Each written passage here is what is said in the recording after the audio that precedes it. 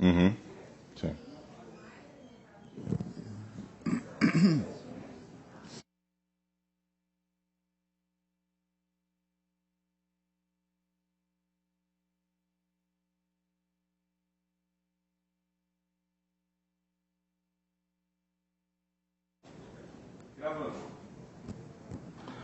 Olá, internauta, muito boa tarde. Começa agora mais um Dois Lados da Moeda, um espaço de debates aqui da Jovem Pan. Hoje nós vamos tratar sobre a polêmica que ainda não teve fim, uma polêmica que ainda deve durar muito tempo, a respeito do aplicativo Uber. Aqui na capital paulista, o aplicativo foi regulamentado, mas mesmo assim ainda muita polêmica sobre o assunto. Nós vamos conversar aqui com o Edmilson Americano, que é o presidente da Associação Brasileira das Associações e Cooperativas de Motoristas de Táxi, e o Paulo Acras, que é o presidente da Associação dos Motoristas Autônomos de Aplicativos. Edmilson, boa tarde para você. Eu gostaria que você já falasse a respeito dessa regulamentação que foi feita pela Prefeitura de São Paulo. A Prefeitura afirmou que essa regulamentação do aplicativo Uber, de uma certa forma, iria proteger os taxistas, porque vai, de alguma forma, segurar, regulamentar aí o número de carros que prestam um serviço para essa plataforma Uber na cidade. Você concorda com essa situação, Edmilson? Boa tarde, Anderson Costa. Boa tarde a todos os ouvintes dos Dois Lados da Moeda. É um prazer estar aqui com vocês e agradeço a oportunidade desse debate, como você mesmo falou, de tanta importância e polêmica que se instaurou não só na cidade de São Paulo, mas também em todo o Brasil. Bom, primeiramente é importante dizer para a sociedade que nos está nos ouvindo que em nenhum momento a categoria de taxistas é contra a tecnologia.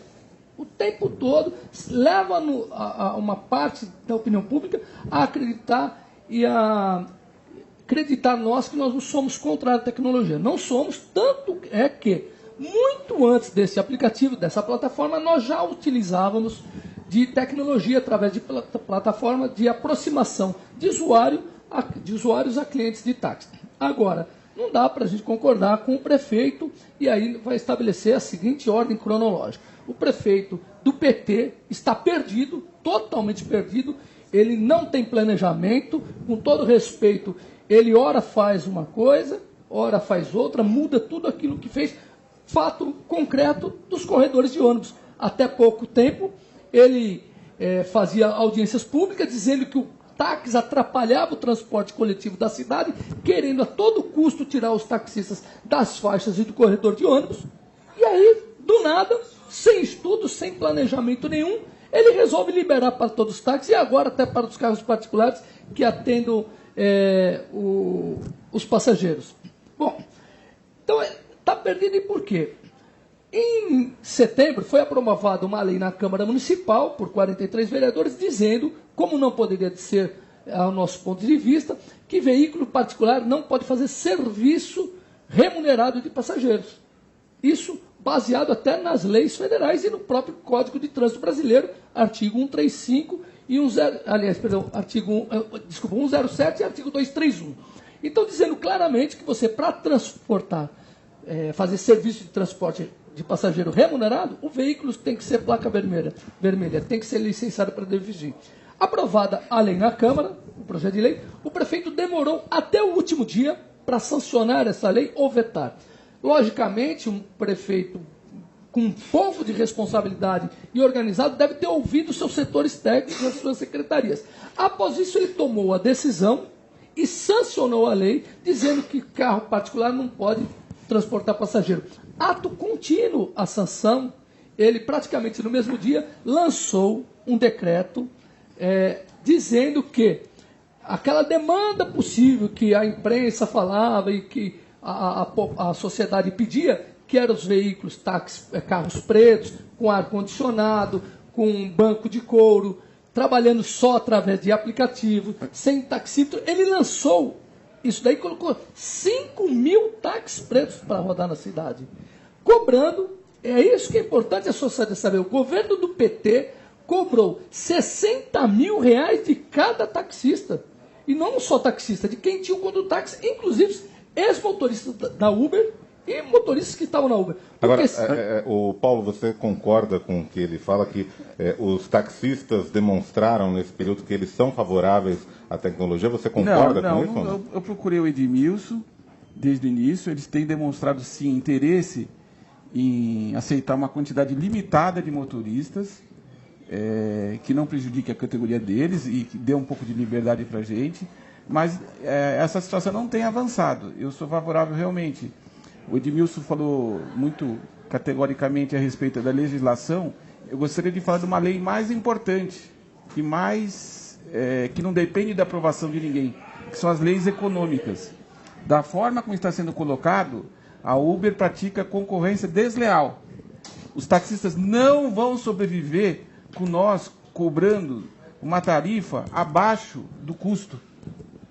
Eles não vão sobreviver e os motoristas da Uber, a médio e longo prazo, também não vão sobreviver. Vai sobrar só quem? Carros autônomos. Agora, Edmilson, você acredita que existe espaço na cidade, não só aqui em São Paulo, mas principalmente outras cidades brasileiras que também têm essa discussão? Você acredita que é possível uma convivência entre Uber e táxi na cidade ou não? Tá, Anderson, só se você me permitir, só para voltar na questão da sociedade precisar entender o que o prefeito do PT fez, que quando ele proibiu o carro particular... Ele criou dificuldade para vender facilidade. Corretamente. E mais que isso, arrecadou-se... se pretendia arrecadar 300 milhões de reais para os cofres da prefeitura. Então, estabeleceu, o taxista foi enganado. Ele participou de um sorteio, inclusive o motorista da Uber foi lá e se credenciou isso quando o táxi. Ganhou o sorteio, aí teve que pagar 40 mil reais à vista ou 60 mil parcelado, sabendo que não teria carro particular para concorrer com ele. Ele gastou mais 80 mil reais no carro, e aí depois vem o prefeito e manda um projeto, um substitutivo de um projeto para a Câmara, para querer colocar o carro particular. E lá ele não fala a verdade para a população. Ele fica falando que é compartilhamento de carro. O projeto tem compartilhamento, mas é importante que lá está autorizando o carro particular, como o decreto fez, a fazer transporte remunerado. E aí sim, eu concordo com o Paulo, é uma grande concorrência desleal. E aí a população, quando o Paulo fala assim, quem me procurou, é verdade, é fato, que eu concordo em você distribuir um número menor que dê para sobreviver. Táxis e Uber. Há espaço para isso? Há espaço. É o que sobra para nós. Eu só vejo essa solução. Não, mas é o que sobra para nós, Paulo. Para as categorias sobreviverem. Eu não vejo outra. Mas a princípio, Paulo, é importante dizer que o problema do desemprego não é do taxista. Não, o problema do desemprego é uma coisa. Do PT. O PT causou um caos, não só no Brasil, mas como na cidade de São Paulo. Mas aí, quando fala assim, olha, vocês aceitam? Nós aceitamos porque nós vimos.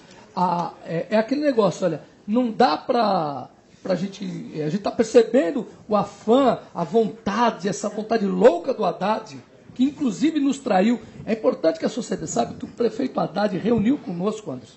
Ele reuniu conosco no dia 7 de janeiro, e aí eu volto naquela ordem cronológica, quando ele falou, lançou o táxi preto, depois ele lançou uma consulta pública, nós falamos, prefeito, é incoerente o senhor querer liberar, porque sequer o senhor testou o táxi preto. Essa parte é constitucional. Sim. Ele não poderia nem proibir. Não, então, mas aí o que ele fez? É importante dizer o que ele fez. Ele pegou, garantiu para nós que o projeto de criação do táxi preto foi dele, não foi da categoria.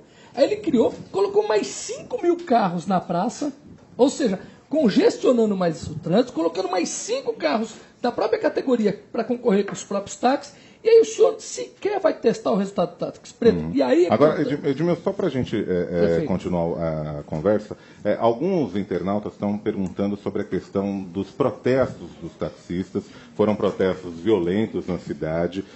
Nós tivemos esses protestos, os pacíficos, eu concordo, aceito. Os que têm violência, eu acho que eventualmente tem até pessoas inflamando essa violência. Mas que pessoas? Quem Não são? sei. Olha, Existe um interesse muito grande em cima da violência. Se me permite... O taxista não são pessoas violentas, os motoristas da Uber não são pessoas violentas, mas eu vejo assim que quem é que ganha com essa violência? Primeiramente, quem está ganhando? Eu acho que todo mundo perde. Então vamos lá. Não, tem gente ganhando. Eu acho que todo mundo perde, não há tem quem gente ganhe. que se Isso não respeita a sua opinião, mas na minha opinião, todo mundo perde. Perde o taxista, perde o sindicalista, perde principalmente a população. E o taxista, na minha opinião, é um dos que mais perdem, porque não é justo atribuir uma categoria que durante anos e anos, sempre foi considerada muito organizada, nunca fez manifesto violento, e dessa vez algumas atitudes isoladas, é bom que diga-se que são atitudes isoladíssimas. Mas não foi só um episódio, foram vários episódios. Também, teve o episódio no Corredor Norte-Sul, teve o episódio aqui no Hotel Unique, mas olha bem, foram vários episódios. Então vamos lá, é importante a gente dizer o seguinte, você tem aí a categoria, só em São Paulo, 60 mil taxistas. Só em São Paulo. Se as pessoas que participaram dessa manifestação tinha lá 40, 50, e aí vem inflama e que está errado, aí eu quero pedir desculpas em nome de toda a categoria, e não é eu que estou pedindo, é a categoria que está pedindo desculpa por transtornos causados de pessoas que inflamadas, fizeram besteira e estão respondendo por isso, inclusive foram para a delegacia. É a mesma coisa que você pegar uma torcida que tem, por exemplo, 30 milhões de torcedores, vai lá, meia dúzia briga e você atribuir toda a violência a uma categoria. Mesmo porque nós fomos vítimas já de assaltos, já de violências e nunca fizemos ato violento. Importante, só para concluir essa parte da violência, importante, como o Paulo falou, concorda com atos, manifestações pacíficas. É importante dizer que, às vezes que nós fomos até a Câmara Municipal reivindicar, manifestar legitimamente, só para se ter uma ideia, nós viemos com cerca de quase 40 ônibus de Guarulhos, taxistas, que era para não causar um impacto negativo no trânsito. Então, foram fatos isolados. E importante dizer também, e o Paulo sabe disso, que da outra ponta também teve violência e nada justifica.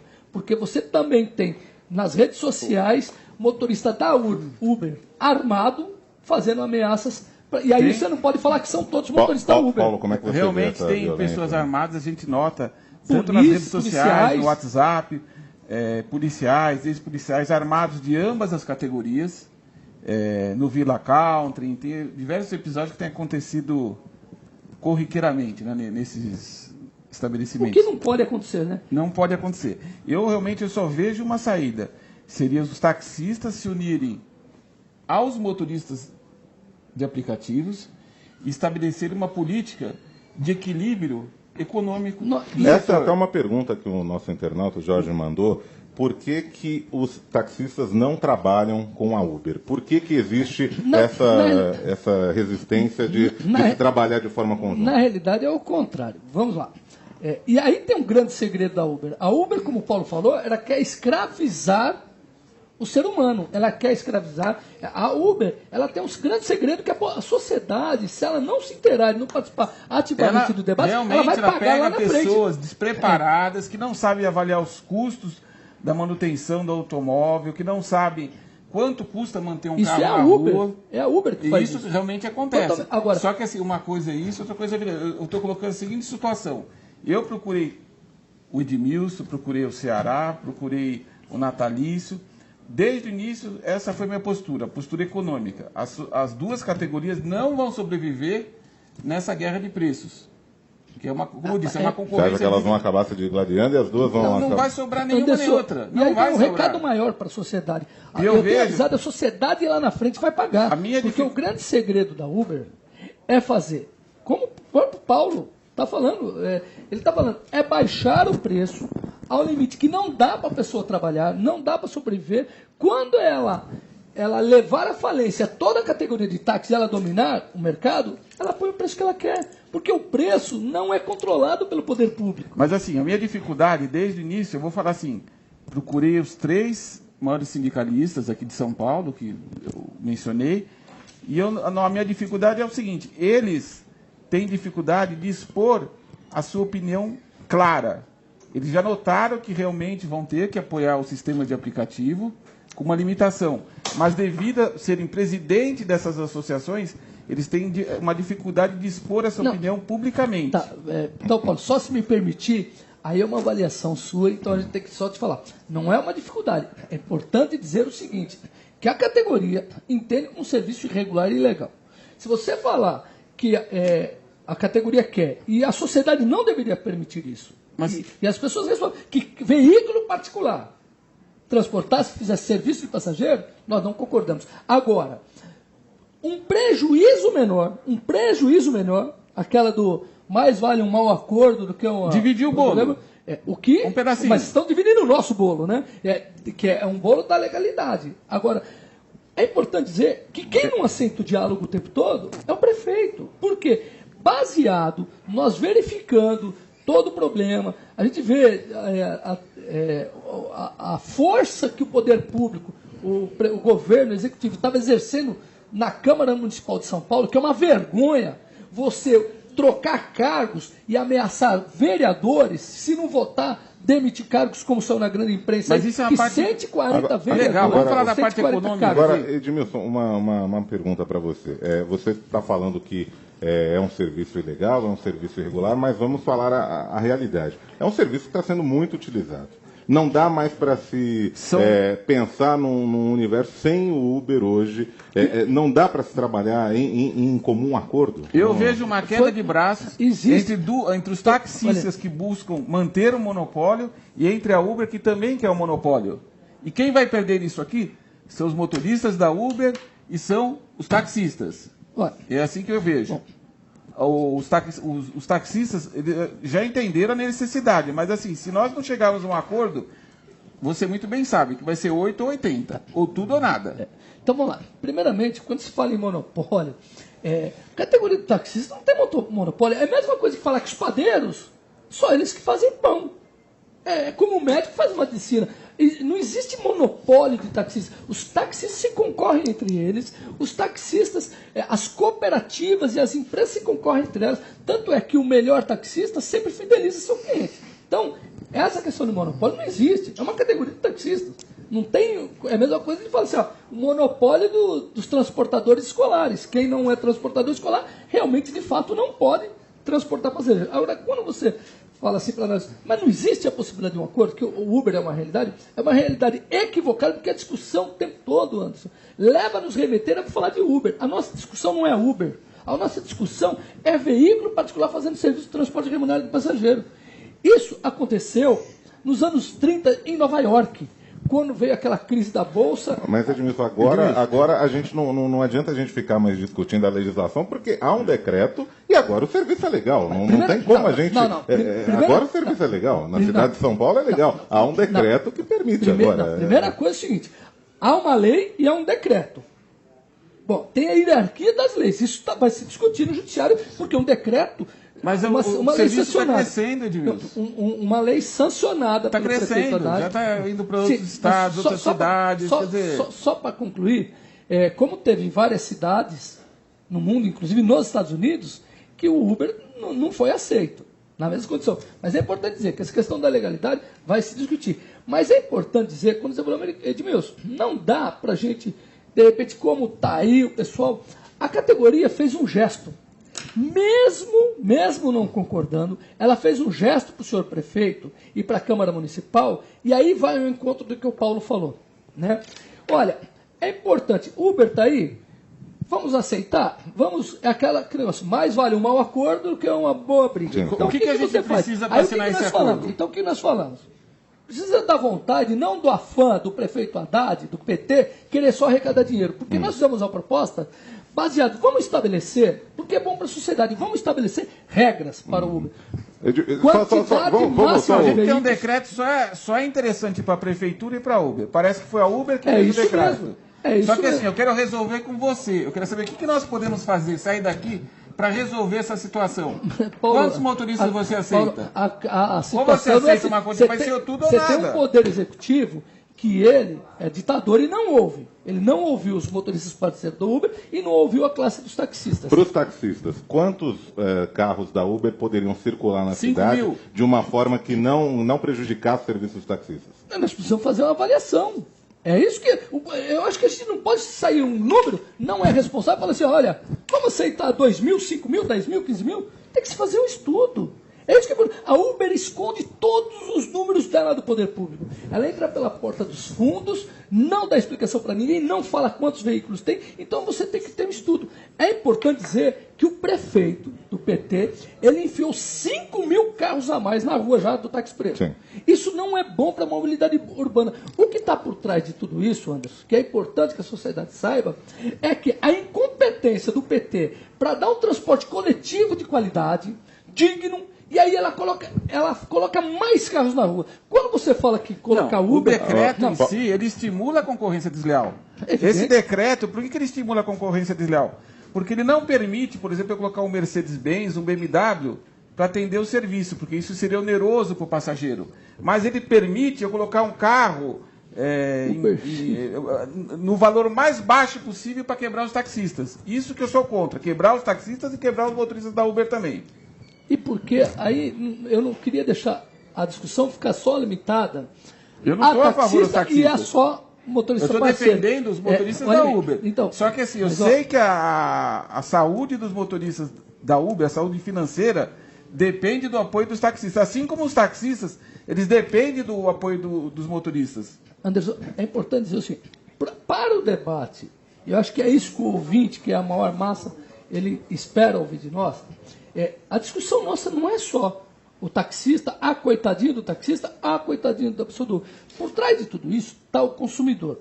E é ele que está equivocado, porque está se levando a isso. A Uber, com o grande marketing dela, está levando ela a pensar dessa forma, porque a Uber hoje ela vem com um preço, quase que um dumping, é só perguntar para o Paulo, é escravizar. Muitos motoristas da Uber entram e saem porque não aguentam trabalhar. Trabalham em péssimas condições. Eu vou dar um relato para vocês. No Hotel Puma, lá no estacionamento do aeroporto de Cumbica, as pessoas, motoristas da Uber, têm filmado tomando banho de caneca. Você vê um regime de escravidão. Mas acho que é Agora, montagem. esses números da Uber... Eu acho que isso é montagem. Muita coisa você montagem. Sabe a escravidão, você sabe a escravidão. Esses números da Uber são realmente nebulosos. A Uber, você que é um motorista da Uber, você tem acesso, por exemplo, você sabe quantos motoristas tem do Bom, eu Uber na tenho